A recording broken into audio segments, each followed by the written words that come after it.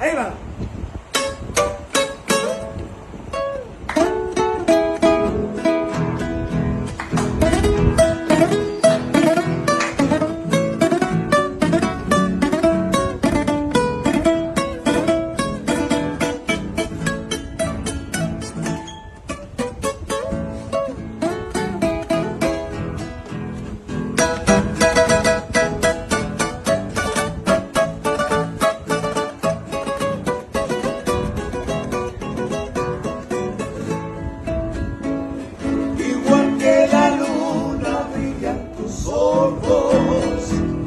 El verde divino de tu mirada me da la esperanza ni bien amada de poder colmar mis raros antojos.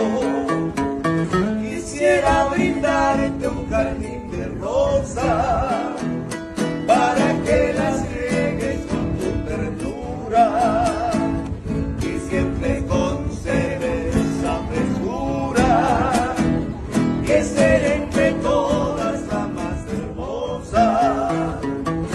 En los paisajes veo mi cielo, verdes y claros como tus ojos, y en tu carita tus labios rojos que son culpables de mi desvelo. Si comprendieras cuánto te quiero, no dejaría ni un solo instante que no sufrieras siendo tu amante y enamorado que por ti muero.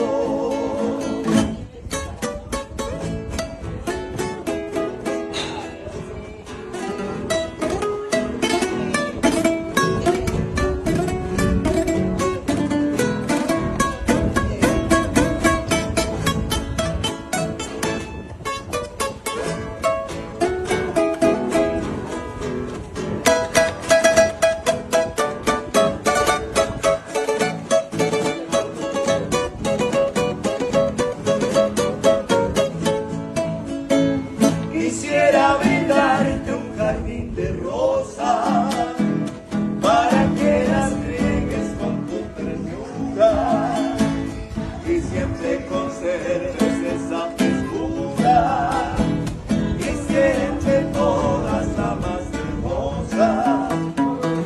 En los paisajes veo mi cielo, verdes y claros como tus ojos, tus labios rojos que son culpables de mi deseo. Si comprendieras cuánto te quiero, no dejarías ni un solo instante que yo sufriera siendo tu amante y enamorado.